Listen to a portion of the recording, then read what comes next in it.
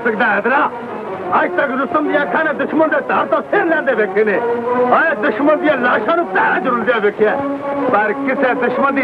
अस्सलाम वालेकुम, मैं तारक सानी ते तुसीं वेख रहे मेरे चैनल रैबर एंटरटेनमेंट प्लस। अपने दौर की सुपर डुपर हिट फिल्म लैके तुहाडी खिदमत विच हाज़र हो रहे हैं।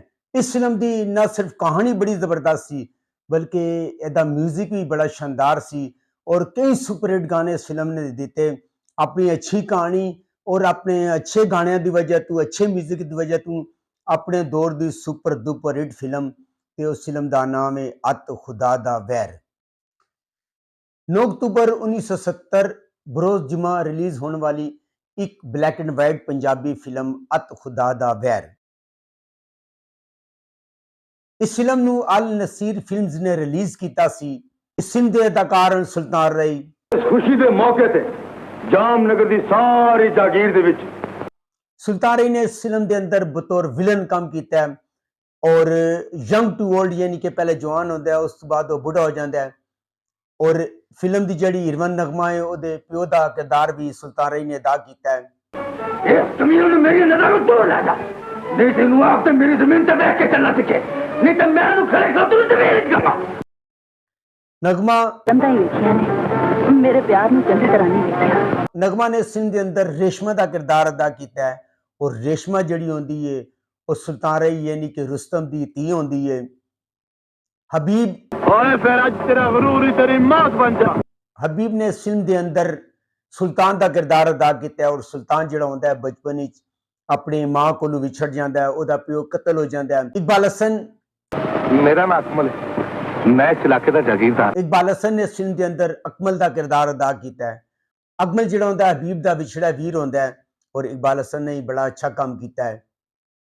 सलमा मुमताज हैदर अली दे जान निकालो, हैदर अली दा कातिल रुस्तम नहीं। सलमा मुमताज ने इस फिल्म के अंदर हबीब दी मां का किरदार अदा किया है। मुनव्वर ज़रीफ मुनव्वर ज़रीफ ने इस फिल्म के अंदर सुरमची का किरदार अदा किया है और बड़ी जबरदस्त एक्टिंग का मुजाहरा किया है और एक गाना भी बड़ा अच्छा पिक्चराइज होया है मुनव्वर ज़रीफ उत्ते। नन्ना हो गया ना खून दा तड़का। नन्ने ने इस फिल्म के अंदर एक नाई का किरदार अदा किया है और अच्छी कॉमेडी की है। इन्हां दा ज़रीफ और रज़िया इन्हां दा ट्राइका होंदा है। रज़िया ने इस फिल्म के अंदर बिजमालो का किरदार अदा किया और बड़ी अच्छी कॉमेडी की है।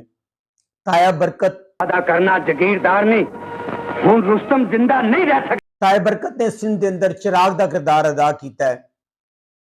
चंगेजी रुस्तम ने 2 टके दे कमीन सुल्तान नु मुंह ला के साडियां खिदमतां दे चंगेजी ने इस फिल्म के अंदर एक चौधरी का किरदार अदा किया है और अच्छा काम किया है चंगेजी ने।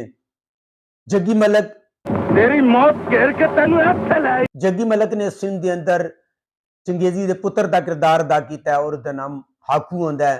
ख्याम मलक साहब दे तारां मिट्टी नाल मिट्टी कर दे।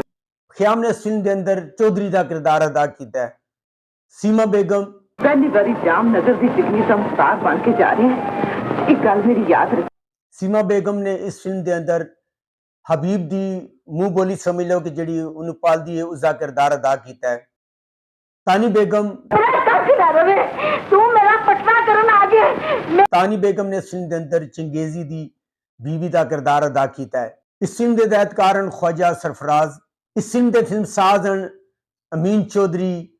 इस फिल्म ने लिखा है सलीम दुरानी ने, डायलॉग लिखे जकी बीए। इसका म्यूजिक दिता है बख्शी वजीर ने, शायर तनवीर काजमी, गुलकारा नूर जहान, रूना लैला, आयरन परवीन, नज़ीर बेगम, मसूद राना, कैमरामैन अदरीस लोधी। जैसा कि मैं तुहानू पहले दस्सिया कि इस फिल्म की ना सिर्फ कहानी अच्छी बल्कि ये बहुत सारे गाने उस दौर के सुपर डुपर हिट गाने सन। दो जवानियां मिलियां ते पईयां पुकारां प्यार दियां, बेमोते वे देर न लाई, गंदलां दा साग ते मक्खन मकई, रूप तेरा सोहणिया चंद दा दीदार है। इस तरह बहुत सारे इसके गाने, सारे तकरीबन ये गाने सुपर हिट सन। अपने दौर की बड़ी ही जबरदस्त फिल्म सी। इस फिल्म के अंदर हबीब ने हीरो का किरदार अदा किया है, नगमा उसकी हीरोइन होती है। नगमा ने रेशमा का किरदार अदा किया है, हबीब ने सुल्तान का किरदार अदा किया है ਔਰ ਸੁਲਤਾਨ ਜਿਹੜਾ ਆਉਂਦਾ ਹੈ ਬਚਪਨ ਵਿੱਚ ਆਪਣੇ ਪਿਓ ਦੇ ਕਤਲ ਤੋਂ ਬਾਅਦ ਉਹਦੇ ਪਿਓ ਨੂੰ ਰੁਸਤਮ ਕਤਲ ਕਰ ਦਿੰਦਾ ਹੈ। ਰੁਸਤਮ ਦਾ ਕਿਰਦਾਰ ਮੈਂ ਤੁਹਾਨੂੰ ਦੱਸਿਆ ਕਿ ਸੁਲਤਾਨ ਰਈ ਨੇ ਅਦਾ ਕੀਤਾ ਹੈ। ਹਬੀਬ ਆਪਣੇ ਮਾਂ-ਬਾਪ ਕੋਲ ਵਿਛੜ ਜਾਂਦਾ ਹੈ ਔਰ ਦੂਸਰੇ ਪਿੰਡ ਚਲਾ ਜਾਂਦਾ ਹੈ। ਉਹ ਸਲਮਾ ਮੁਮਤਾਜ਼ ਜਿਹੜੀ ਉਹਦੀ ਮਾਂ ਹੁੰਦੀ ਹੈ ਉਹਦੇ ਕੋਲ ਵਿਛੜ ਜਾਂਦਾ ਹੈ ਔਰ ਸੀਮਾ ਜਿਹੜੀ ਹੁੰਦੀ ਹੈ ਉਹਨੂੰ ਮਾਂ ਬਣ ਕੇ ਪਾਲਦੀ ਹੈ। ਚੰਗੇਜ਼ੀ ਜਿਹੜਾ ਹੁੰਦਾ ਹੈ ਉਹ ਪਿੰਡ ਦਾ ਮੁਖਤਾਰ ਖਾਸ ਹੁੰਦਾ ਹੈ, ਯਾਨੀ ਕਿ ਜਿਹੜਾ ਜਾਗੀਰਦਾਰ ਹੁੰਦਾ ਉਹਦਾ ਮੁਖਤਾਰ ਖਾਸ ਹੁੰਦਾ ਹੈ।